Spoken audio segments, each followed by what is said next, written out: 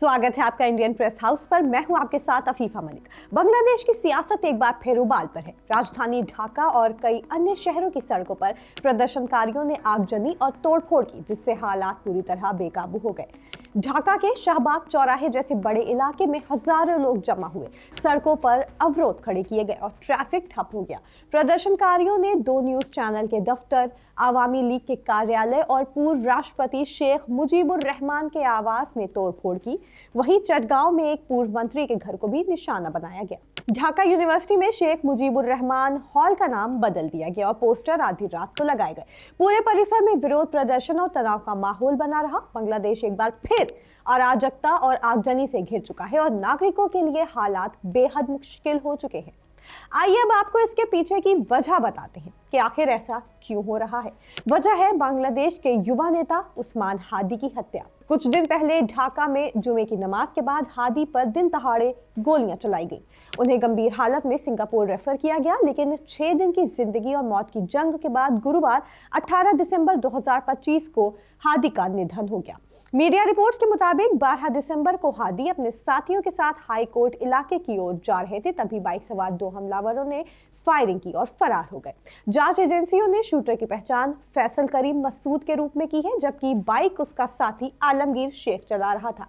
अब तक इस मामले में 14 लोगों को गिरफ्तार किया जा चुका है, जिनमें आरोपी के परिवार और उसकी प्रेमिका भी शामिल है। बांग्लादेश की अंतरिम सरकार के मुख्य सलाहकार मोहम्मद यूनुस ने राष्ट्र के नाम संबोधन में उस्मान हादी की मौत पर गहरा दुख जताया। उन्होंने कहा कि हादी जुलाई जन विद्रोह का निडर योद्धा था और उनके निधन से देश को अपूरणीय क्षति हुई है। मोहम्मद यूनुस ने यह भी कहा कि सरकार हादी की पत्नी और उनके इकलौते बच्चे की पूरी जिम्मेदारी उठाएगी। उन्होंने शनिवार को एक दिन के राष्ट्रीय शोक की घोषणा की। बांग्लादेश के खेल मंत्री आसिफ मसूद ने कहा, जब भी हम इस देश के लिए एकजुट होते हैं, कोई स्वार्थी समूह अलगाववादी गतिविधियों को अंजाम देकर हमें नुकसान पहुंचाता है, हमें विवादों में घसीटता है और हमारे संघर्ष पर सवाल उठाने का मौका देता है। हम ये साफ करना चाहते हैं कि आज की उकसावे वाली कार्रवाई में शामिल लोगों की हम पहचान कर रहे हैं। कुछ लोग हादी की शहादत के बाद न्याय की मांग करने वाले हमारे आंदोलन को भड़काकर दूसरी दिशा में मोड़ने की कोशिश कर रहे हैं। बांग्लादेश के चुनाव आयोग ने भी उस्मान हादी की मौत पर दुख जताया। शोक संदेश में चुनाव आयोग ने कहा कि हादी बांग्लादेश के लिए पूरी तरह समर्पित थे, एक संघर्षशील व्यक्ति थे और युवाओं की आवाज थे। ढाका यूनिवर्सिटी में शेख मुजीबुर रहमान हॉल का नाम बदलकर शहीद उस्मान हादी हॉल कर दिया गया है और इस नाम के पोस्टर भी लगा दिए गए हैं। हादी की मौत के बाद परिसर में विरोध प्रदर्शन के बीच नेताओं ने आधी रात को हॉल के सामने एक पोस्टर लगाया, जिसमें हॉल का नाम हादी के नाम पर रखा गया था। शरीफ उस्मान हादी का शव शुक्रवार शाम बांग्लादेश पहुंचेगा।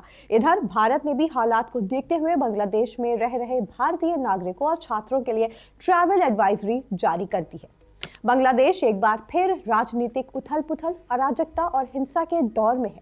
सब कुछ उस वक्त शुरू हुआ जब युवा नेता शरीफ उस्मान हादी असैसिनेशन अटेम्प्ट में मारे गए और उनकी मौत ने देश में राष्ट्रीय शोक और भारी विरोध प्रदर्शन को जन्म दे दिया। शव के बांग्लादेश पहुंचते ही अगले चरण की तैयारियां की जाएंगी, जबकि देश की निगाहें अब सुरक्षा और जांच की दिशा पर टिकी हैं।